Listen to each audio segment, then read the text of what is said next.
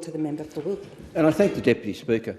Deputy Speaker, the majority of Tasmanians have a monumental grievance right now, and that is at the AFL's demand that Tasmania build a third AFL-grade stadium in a state of about 500,000 people, when we already have two stadiums on which AFL games are played. For a start, there's the very good facility up in Launceston, which has a capacity of just shy of 20,000 spectators. And across the river from the electorate of Clark, of course, the stadium in Bellerive, which has a capacity, again, of about 20,000 spectators. So why on earth the AFL would bully the Tasmanian government and, through it, the Tasmanian community the way it has done, that we should build not just a third stadium, Deputy Speaker, but at beautiful Macquarie Point, and not just a third stadium at beautiful Macquarie Point, but with a roof. For heaven's sakes, why does the AFL insist that Tasmania spend all of that money to have a third stadium at Macquarie Point with a roof? It beggars belief. Deputy Speaker, no wonder a clear majority of Tasmanians think that this proposal, well, this demand by the AFL is not needed, they don't want it, and they can't afford it. I make the point repeatedly, Deputy Speaker, we already have two stadiums on which AFL games are played very, very successfully and, frankly, rarely filled. Why they would want a third stadium with only a capacity of 3,000 extra seats, it beggars belief. I say the majority of Tasmanians don't want it, Deputy Speaker, and there has been poll after poll after poll which has shown clearly that just about everyone in Tasmania wants a team. Just about everyone in Tasmania reckons we deserve a team. I mean, we're one of the foundation states when it comes to providing players to the AFL. But a clear majority of Tasmanians think we shouldn't go ahead with this. We shouldn't buckle to the demands of the AFL. We shouldn't be spending billions of dollars on a stadium at a time like this. Now, Deputy Speaker, let me dwell on the issue of the cost. When the Tasmanian government agreed to the AFL demand for a stadium, the Tasmanian government said it would originally cost $715 million, of which only $375 million would be taxpayers' money, and the Premier famously said the taxpayer would not spend, quote, not one red cent more. But what's happened since that announcement, Deputy Speaker? Well, for a start, the Tasmanian government hasn't been able to find a single equity investor from the private sector, and why would they? Because detailed analysis shows the return on the investment for an investor, whether it be the private sector or the public sector, will be about 50 cents in the dollar. No wonder the whole idea of a private investment in this was a nonsense from the start. Anyway, time goes on, so now we're up for the whole $715 million. But as time went on, the cost has increased to $755 million. It was then put at $945 million, all from the taxpayer.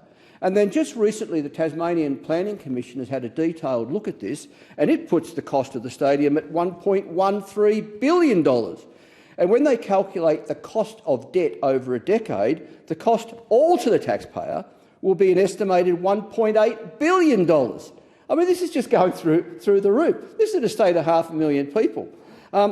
Mind you, to complicate things even further, Deputy Speaker, I can't find a competent engineer or architect in Hobart who says you can build a 23,000-seat roofed AFL stadium in Tasmania, where the costs of building are higher than the mainland, for anything less than $2 billion.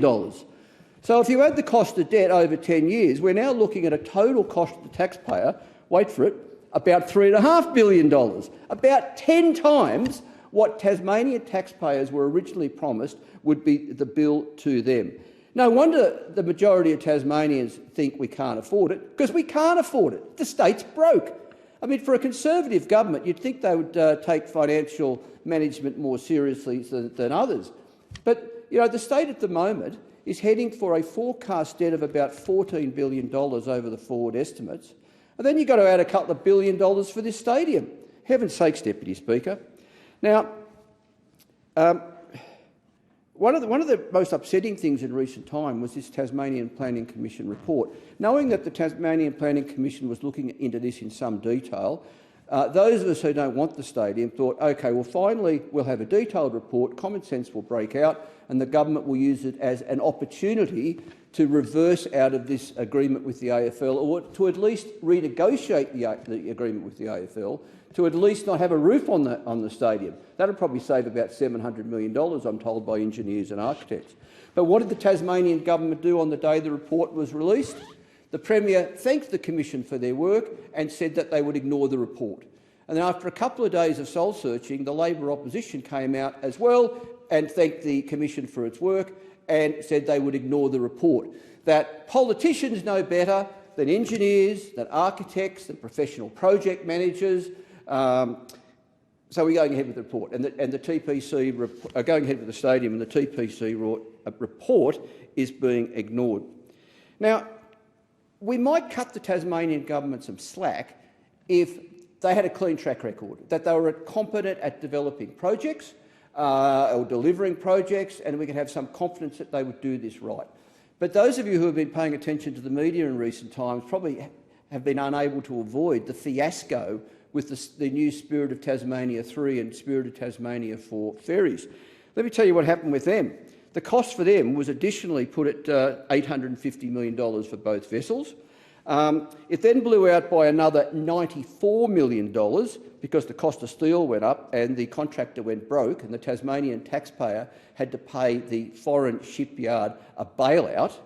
And then we've learned just in the last couple of weeks, it was one of those whoops-a-daisy moments.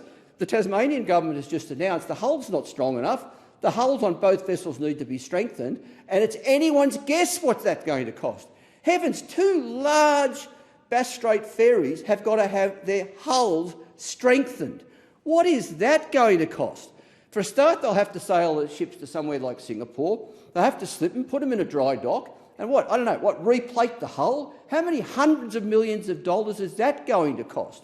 But that, of course, is not the end of the ferry saga. It turns out that when the ferries had been built, someone realised they'd forgotten to build appropriate berthing for the ferries in Devonport. The ship is twice the size as the old Spirits. They need totally new berths.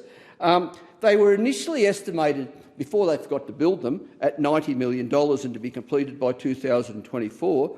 The cost of berths, which they've now started to build, has blown out. Wait for it, as I say, Deputy Speaker, this is one of those whoops-a-daisy moments. $493 million is now the cost to build the berths, and they won't be completed until 2027, if you believe the state government's current figures.